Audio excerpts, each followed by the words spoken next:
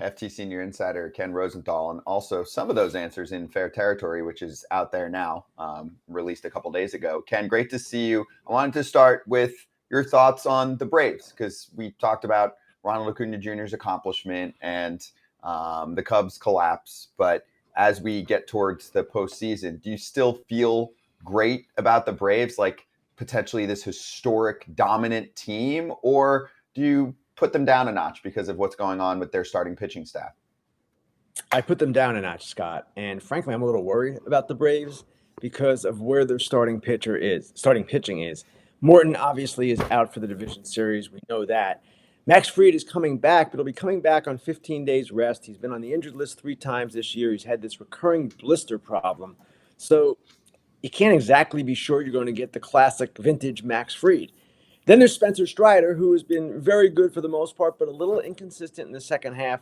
And Bryce Elder, who has downright struggled since being named to the All-Star team. So they have enough, it would seem, if you have Fried and Strider at the top and then Elder and you patch it together with the rest. But at the same time, it's not quite what you want. Now, we've seen they can outslug anything, right? But come the playoffs, it becomes more difficult to hit, even for the Atlanta Braves, perhaps. And I just don't quite see them as invulnerable as before. Hey, Ken, do you see still anybody beating those Braves? Because we always talked about, listen, this is the team to beat. Pitching staff or not, they can hit the darn ball. So do you still think anybody in the National League can take them down right now? That's the question, Todd. And the Phillies are clearly the one team that, of course, beat them last year with their pitching compromised, the Braves pitching, that is. And the Phillies are a team that, in a short series in particular, can get hot offensively and really unravel a series, right? So I can see that happening. The Dodgers, it's more difficult because of their pitching concerns. Bobby Miller is probably the guy for them right now. Kershaw, of course, is still there, but he is compromised. He's hurt. So I don't know which way this is going to go in the National League. Now, the American League's even more wide open, but the National League, because of what has happened with the Braves starting pitching in the last 2 weeks, I see it as more open than it was before, for sure. Now, can Arizona with Gowan and Kelly get hot? Yeah, they could. And you can see some scenarios in which other teams kind of jump out here. Milwaukee, certainly, with their starting pitching, though there are questions now about Woodruff. So I do see it as more competitive than I saw it a month ago. But I ask the same question you do, Todd. Who is exactly going to beat Atlanta? Who got screwed over more? The Cubs by the Braves' 90-second celebration at second base, or the Marlins when the Mets decided they were just not going to come into work on Saturday? The Marlins, clearly. And this is a situation where one of their best pitchers, really their best pitcher, Braxton Garrett, was lined up to pitch on Tuesday and on Sunday in what would be the season finale. Because of that rainout that occurred on Tuesday night, in which the Mets grounds crew was scrambling to get the field ready, but it had been raining for 3 days in New York, actually 4, and the first day they didn't have the tarp down on Saturday. So that game gets postponed. Garrett gets pushed back to yesterday, and now he is unable to pitch on Sunday unless it's on short rest, which, of course, is not the same as being on normal rest, especially for a guy like this. Really, it's his first full season. So that is the far bigger problem than the Cubs having to sit around for 90 seconds and wait for Acuna. And I'm with you guys on this. I heard what you said the previous segment. Obviously, it's a pennant race game, and the Cubs are focused on other things. But this was a pretty big achievement. And as Scott said, it was maybe 90 seconds or whatever it was. I didn't think it was the reason that Ozzie Albies hit the next pitch and won the game. Put it that way. 2 pieces to my follow-up on the Mets thing. Has there been fines levied or anything like that? And why, besides you and this weird show called Foul Territory, was it not covered by New York media? If this was flipped, it would have been outrage. It would have been, some snarky comment on the New York Times. Eric, I'm with you. And I can't speak for other media outlets and why it wasn't covered. I do not believe the league took any action against the Mets. And you saw, obviously, the owner of the Mets, Steve Cohen, issued an apology yesterday on Twitter, basically saying he's sorry to the Marlins because the field was unplayable.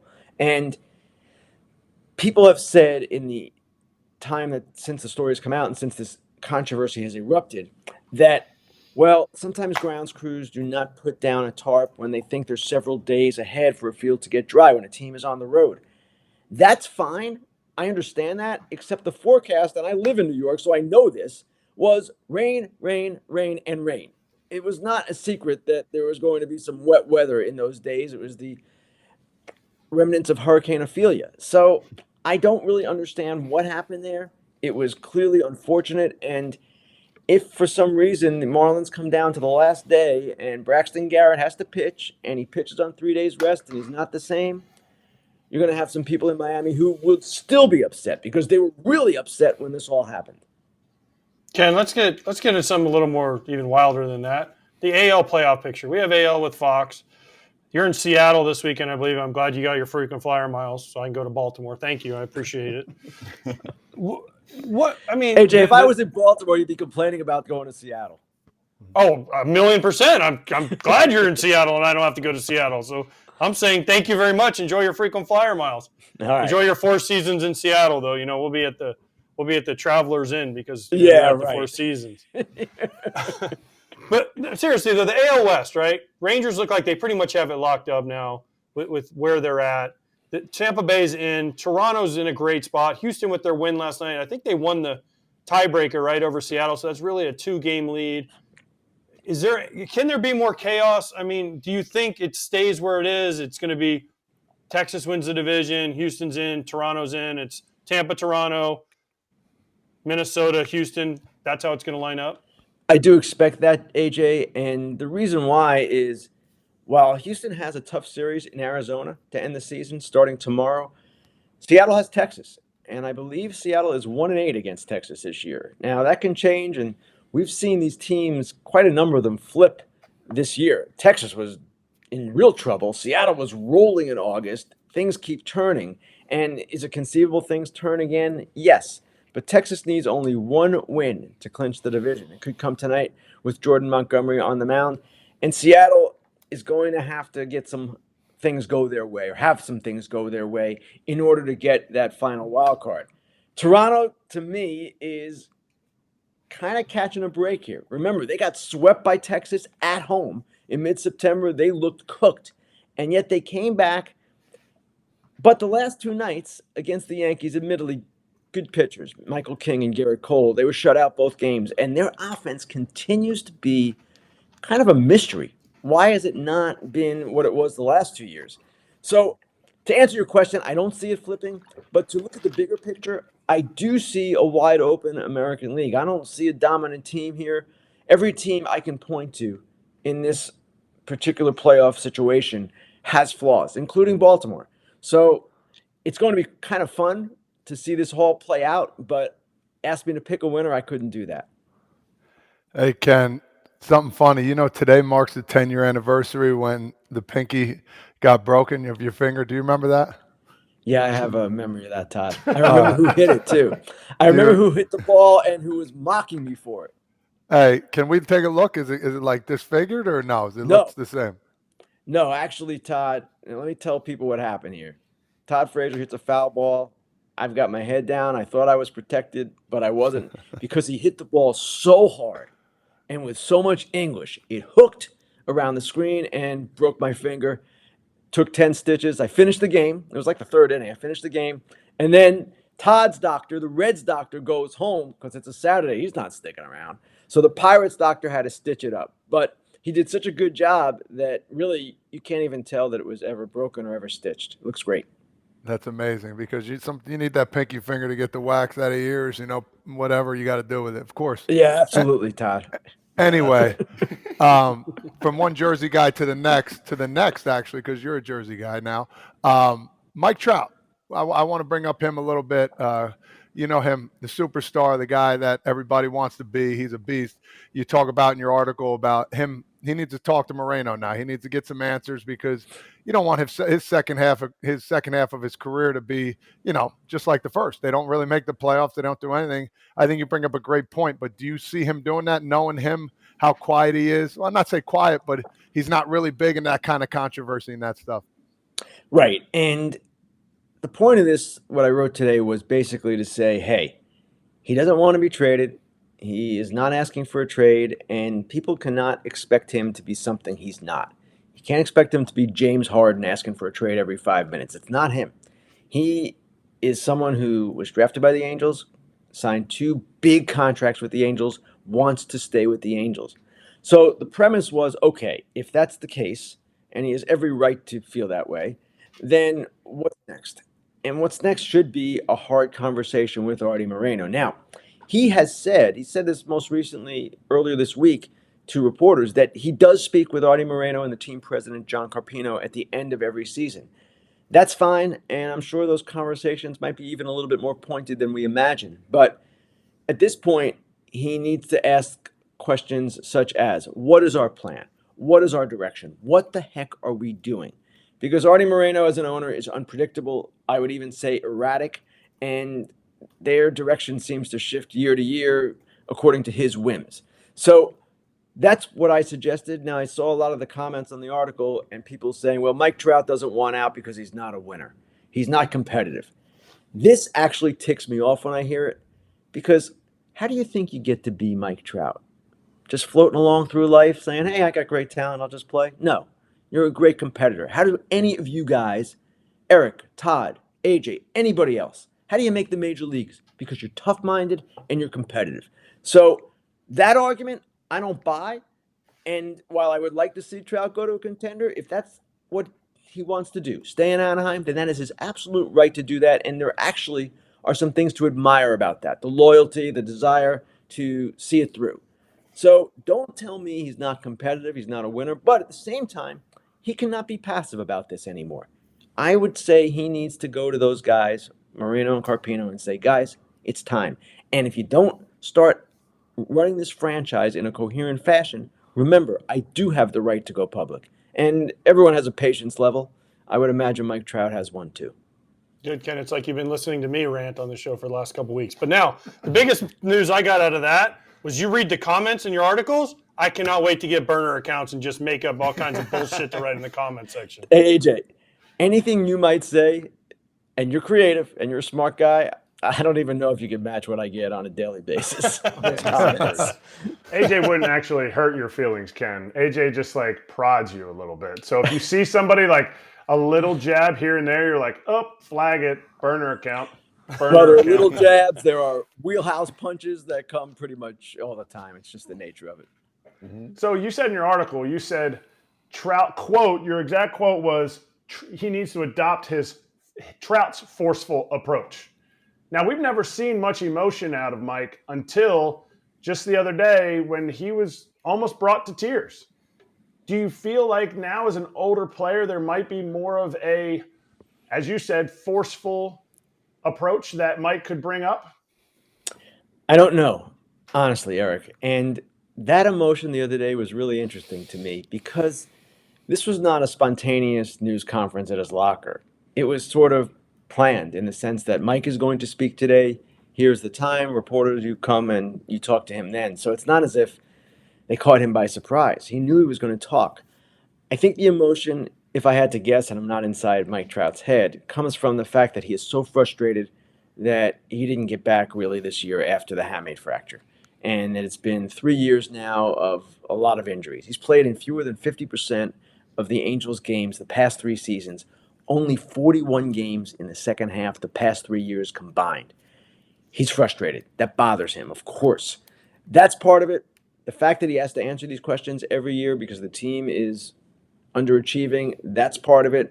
But that emotion surprised me a little bit simply because it came at a time when you would think he would have actually been kind of programmed, right? He's ready for this news conference. It's his end of the year thing. He does it every year. But no, that frustration came through. And this idea that he doesn't care, he doesn't want to play for the Yankees, so he doesn't care. Just stop, folks. No. Yeah, the Trout hating is insane. It's just always, people are like, oh, he's been hurt for the last few years, so he's not worth the money, and he doesn't care. That's why he's staying there. Bullshit, dude. That dude cares a lot. He's also still got career left. 100%. Like, people saying he's toast, that is pushing it. You're going to eat your words. But the problem is, again, we talked about this the other day. Where can you send him? Because it's a very limited amount of teams. And Artie Moreno, he's not going to want to eat a lot of the contract. So if he does do it, it's so we can spend a whole offseason on this whole between him and Shohei. There's no question that his value is not what it was because of the injuries and because of the concern that this is not going to get better. Players don't usually get more healthy after incurring a few years of injury-plagued years. So I can see the concern there, and we all, I would say, probably don't see Mike Trout quite the same way because we know he's been hurt, and as you get older, you're more injury-prone or susceptible, I should say, and that is going to affect him. He's owed 7 years, almost $250 million. It's a lot of money for a guy who doesn't play the full season. At the same time, if he does get healthy, and this injury this year was something of a freak thing, I would say. When you foul a ball off and you fracture your wrist, I don't know that is any indictment on your conditioning. I don't think it is, actually. So you hope he gets healthy. You hope he stays healthy. I'm sure he wants to stay healthy and will do everything in his power to stay healthy. But the reality is he has had several years now where he has not been fully healthy. Let's finish with some manager talk. I loved your article you put out in The Athletic about all of the juicy situations that could go down. The two that I wanted to ask about, let's start with Craig Counsell. And I guess that ties into potentially what the Mets situation is now that David Stearns is the guy leading the way in the front office there. What I'd like to do, Ken, is normalize manager free agency. If you are an ownership group and you decide that you don't want to pay someone a certain amount or you don't want to lock them up to a long-term deal, right? Like the Brewers could have come to him at some point and said, we're going to make you the highest paid manager or close to that. Probably would have taken it if I had to guess. I feel like there is yes, thank you. AJ's my director. I feel like there is a misconception here where a manager has to be loyal to his team. Craig Counsell is allowed to leave if the Mets decide to pay him $6 million and the Brewers will only go to $3 million. It's not like he's suddenly ditching his players. Do you feel like the narrative is different for managers compared to players? I do. And clearly teams look at managers differently than they do at players as well. They see them as more dispensable, in my opinion. And they might deny that, but the way they treat them, the way not just contractually they handle them, but also during the course of a season with the way managers serve as almost middle managers now between the front office and the players, they're like a conduit. That shows you that they've been devalued. Now, at the same time, Craig Counsell is a guy who was pretty active in the players' union as a player. He understands how the world works, and I am sure at this stage of his career, as successful as he has been with a team that does not have the resources of many others, that he wants to get his fair due, what he perceives to be his fair due. And right now, managers, the top salary is not even $6 million.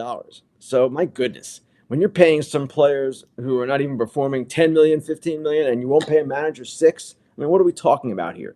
Craig Counsell has that kind of value.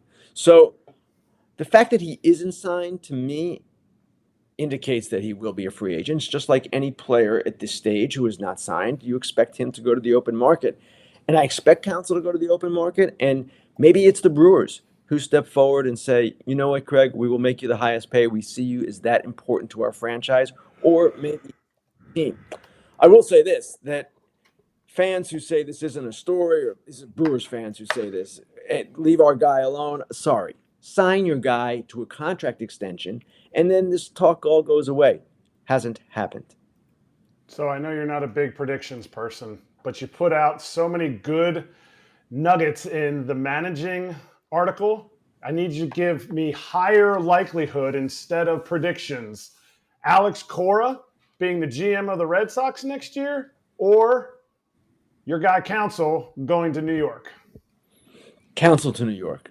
Alex Cora is going to be the manager of the Red Sox next season. He already has ruled out being the general manager. He has aspirations to be a GM, but he has basically said that he's not there yet, that he still wants to manage, and he told reporters yesterday that he will be back as the manager next year. So, Counsell, the question is, does Stearns want him? I would presume he at least wants to talk to him. Does Stearns want to fire Buck Showalter to get him? That's an important question as well. That's really the key question. And does Counsell want to go? And where is Counsell's head with all this? We really don't know. He hasn't said much about this at all. But at the same time, David Stearns has an interesting choice. He could say, you know what? I don't want to have any upheaval here. I want to learn the organization. Buck is a competent manager at the very least. Let's have him do this at least another year and I'll see where I am. Or he might say, you know what? He's not going to be my long-term guy. And if that's the case, if Stearns believes that Buck Showalter is not someone he ultimately wants, then maybe he should make a move. I never believe in keeping guys around just to fire them later. It doesn't make much sense to me. So my other question is about Cora and the Red Sox, Ken. I know you hinted at the fact that some people told you Alex could have been more supportive of Chaim Bloom. Can you elaborate on anything that you heard there verbally? Like, I mean, I remember seeing a couple times during the season quotes from him, like, you know, kind of working with what we've got situation. Is that what you're referring to, or was there more? Well, what I said was that there were friends of his in the game who believed that Cora was not as supportive as he should have been, just as you mentioned, Scott. And quotes like that certainly can be taken in that light. When they had the situation where Chaim Bloom mentioned the Red Sox were underdogs, and then suddenly Cora and the rest of the players were in underdog T-shirts, that was perceived by some to be a jab. But what these people were talking about was more behind the scenes stuff that they weren't necessarily privy to and didn't want to share, but they felt that Chaim essentially got a raw deal. Now, the other side of this, and we've all talked about this and written about it, is that Chaim Bloom did have some deficiencies, and there were some things that didn't go so well. The deadline, for instance, I believe Kenley Jansen told Rob Bradford 2 days ago that if they had gotten starting pitching, they would have been fine with going forward. They would have been a playoff team. I don't know if I believe that, but the players, the fact that they did not get more support at the deadline for their quest, and Alex Cora's quest, that obviously bothered them. So there's two sides to this, but at the same time, there definitely is a feeling among Bloom's friends that Alex Cora was not as supportive as he could have been. That's the best way I can put it. Okay. And yeah, we'll get to some of the other ones next time we talk, unless, you know, the teams get to them first on some of those changes. But Ken, actually, one more thing, if you don't mind, and this is on the manager front, more just wanted to see if you had anything to say about Terry Francona, if you know, you covered him for a long time. No, wait, was he the one that pooped on his scooter? It was you, Ken. There we go. Well, we Did talk you about have that one managers ready? But I saw the police report. We talk about managers all the time, right, guys? And I just mentioned how some are more effectively middle managers now and really kind of acting as a go-between between the front office and players. Terry Francona had some hard times earlier in his career. With the Phillies, he kind of lost his job, got run out of town. With the Red Sox, we all know what happened there. And in Cleveland, he found kind of a nirvana in his career. He loved working for Chris Antonetti and Mike Trout. They have and had a unique bond, a unique relationship in which they were honest with each other. They could go back and forth.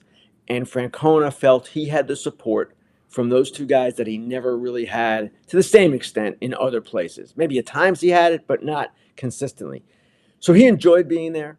And just from a writer's perspective, a media perspective, he was one of the best people you could ever deal with. He was always understanding that you were going to ask questions, didn't always have to answer them or didn't always want to answer them, but he knew what we were doing, understood what we were doing, and also had this amazing sense of humor and just way with people that you see in his relationships with players, you see it in his relationships with media, his relationships with everyone. And I thought it was so telling last night to see the way the players reacted when he was getting that ovation, how they blocked the dugout to prevent him from getting out of there because he never wants attention on himself. And to see Jose Ramirez, their biggest star, leading the cheers. They've been together a long time, right? Ramirez and Francona, you would not necessarily expect, I don't know, a close relationship. He's a manager, he's a player. They go their different ways, but there's clearly love there. And really, everyone in the sport loves Terry Francona, and he's going to be missed. He's an original. He's a personality at a time when not a lot of managers have the same kind of personalities that they maybe once did. So Terry Francona definitely was one of the defining figures of this baseball era, and I look forward to seeing him inducted in Cooperstown someday. Yeah, same here. Very well spoken. He knew. Ask him the rules. Wait, before you go, what are the What? rules? Is there a wait time for managers, or can I get in right away? Actually, that's a good question, AJ. I'm not positive. I believe they can get in right away, but of course they are subject to Veterans Committee votes. And now we have these different eras committees where different eras are recognized each year. So I don't know where we are in that process, which era we're up to. I don't expect he's going to go in next year, but I do expect he will go in at some point. With the Red Sox hat? Ask him. I don't know. Yeah, ask him. Let's get Oh, him I on like the the show. attitude. Let him know, Damn. Ken. Okay, Yeah. Ken. You can ask Yeah. Shane Bieber. He's coming on the I show. mean, he did win. The general Yes. rule or the general standard is you go in with the hat where you made your biggest mark. Certainly, 2 World Series championships with the Red Sox where he made his biggest mark, but he was with Cleveland longer. So I don't know how that would work. Krauts is rooting for Philly. I'm just saying. Yeah, right. Boston. It's Boston. That's my lock. It's Boston. Ken, thank you. We'll talk to you next week. Or Thanks, actually guys. tomorrow? Yep. Tomorrow. All right, we'll talk to you tomorrow. And also, Fair Territory is out there, released earlier this week, and you'll have another fresh one early next week. And we'll be right back with more on Tito's Dirty Scoop.